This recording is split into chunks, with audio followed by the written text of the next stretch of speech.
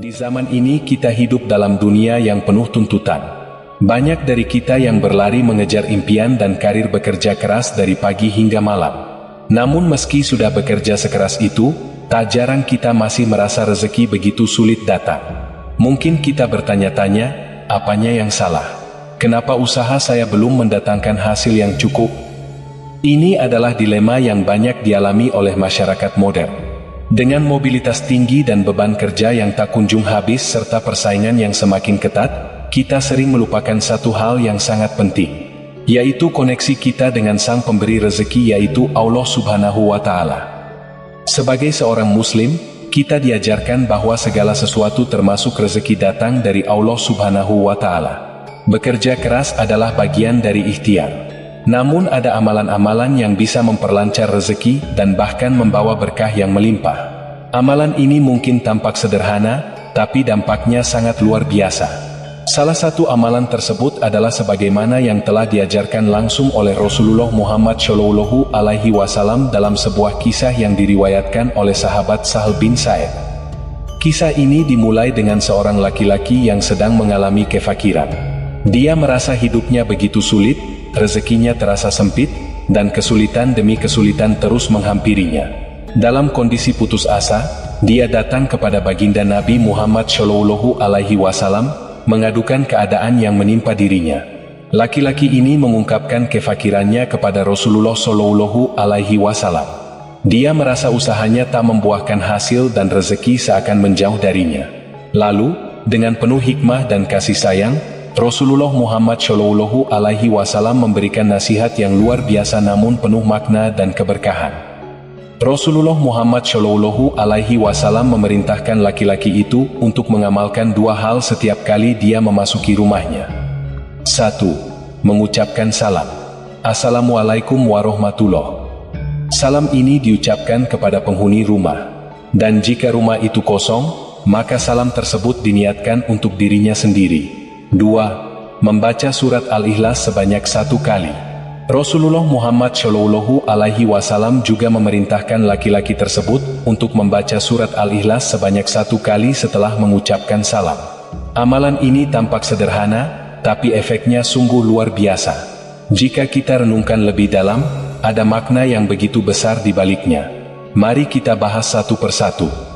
Mengucapkan salam adalah doa keselamatan dan keberkahan. Salam adalah doa yang penuh makna. Kata salam sendiri berasal dari akar kata yang berarti damai, sejahtera, dan selamat. Ketika kita mengucapkan salam, kita tidak hanya memberi ucapan biasa, tapi kita sedang memohon kepada Allah agar rumah tersebut dan para penghuninya senantiasa dilimpahi keselamatan, kedamaian, dan keberkahan. Bahkan ketika rumah itu kosong, Rasulullah Muhammad Shallallahu Alaihi Wasallam tetap menganjurkan kita untuk mengucapkan salam yang diniatkan untuk dirinya sendiri. Ini adalah bentuk permohonan keselamatan untuk diri kita. Memohon agar kita selalu dalam perlindungan Allah Subhanahu wa Ta'ala setiap kali masuk ke rumah. Sedangkan surat Al-Ikhlas adalah pengakuan keesaan Allah Subhanahu wa Ta'ala. Setelah mengucapkan salam, Rasulullah Muhammad Shallallahu Alaihi Wasallam memerintahkan agar kita membaca surat Al-Ikhlas. Surat ini meskipun singkat, akan tetapi mengandung pesan tauhid yang begitu mendalam. Surat ini adalah pengakuan kita bahwa Allah Subhanahu wa Ta'ala adalah satu-satunya Tuhan yang Maha Esa, tidak ada yang setara dengannya, dan segala sesuatu di dunia ini termasuk rezeki datang darinya. Pengakuan keesaan Allah dalam surat Al-Ikhlas adalah bentuk penyerahan diri sepenuhnya kepada Allah Subhanahu wa Ta'ala. Dengan membacanya, kita secara tidak langsung mengakui bahwa segala yang kita miliki termasuk rezeki, hanyalah pemberian Allah. Kita hanya perlu bertawakal kepadanya setelah berusaha. Setelah laki-laki itu mengamalkan nasihat Rasulullah Muhammad Shallallahu Alaihi Wasallam, sesuatu yang luar biasa terjadi. Tidak butuh waktu lama, Allah Subhanahu wa Ta'ala membukakan pintu-pintu rezeki untuknya. Dari seseorang yang sebelumnya hidup dalam kefakiran, kini ia menjadi kaya raya. Bahkan bukan hanya dia yang merasakan perubahan ini. Rezekinya begitu melimpah hingga orang-orang di sekitarnya, seperti tetangga-tetangganya juga ikut merasakan keberkahannya. Inilah bukti bahwa keberkahan dari Allah Subhanahu wa Ta'ala tidak hanya dinikmati oleh diri kita sendiri, tapi juga mengalir kepada orang-orang di sekitar kita. Kisah ini mengajarkan kita bahwa usaha duniawi semata tidaklah cukup. Bekerja keras adalah kewajiban, namun kita tidak boleh melupakan usaha spiritual. Terkadang kita terlalu sibuk mencari rezeki di luar, hingga melupakan untuk mencari rezeki dari dalam, melalui hubungan kita dengan Allah Subhanahu wa Ta'ala. Amalan-amalan kecil yang kita lakukan setiap hari bisa menjadi kunci yang membuka pintu-pintu rezeki. Seperti salam yang kita ucapkan setiap kali memasuki rumah, atau surat Al-Ikhlas yang kita baca bisa menjadi jalan bagi Allah Subhanahu wa Ta'ala untuk menurunkan keberkahan yang melimpah dalam hidup kita. Oleh karena itu, jangan pernah putus asa dalam mencari rezeki. Ingatlah bahwa rezeki itu datang dari Allah Subhanahu wa Ta'ala. Dan tugas kita adalah berusaha semaksimal mungkin baik secara duniawi maupun spiritual.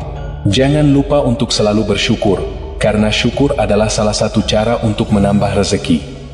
Semoga kita semua selalu diberikan kekuatan untuk menjalankan amalan yang diajarkan oleh Rasulullah. Meskipun kita sibuk dengan urusan duniawi, tetaplah sisihkan waktu untuk mendekatkan diri kepada Allah, melalui membaca doa, berzikir, dan mengamalkan sunnah-sunnah Nabi.